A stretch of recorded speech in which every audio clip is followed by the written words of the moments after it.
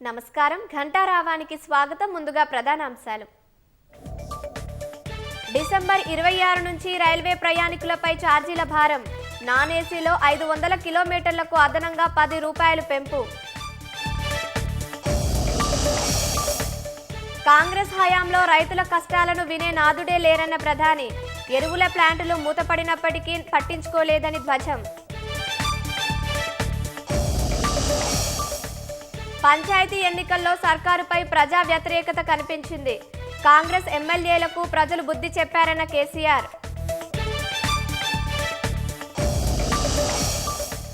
2026 జనవరి 28 నుంచి 31 వరకు సమ్మక్క సారలమ్మ జాతర. పోస్టర్ను ఆవిష్కరించిన సీఎం రేవంత్ రెడ్డి. దక్షిణాఫ్రికాలో ఓ పబ్ వెలుపల కాల్పులకు పాల్పడ్డ సాయుధులు. 9 మంది మృత్యువాత, 10 మందికి గాయాలు.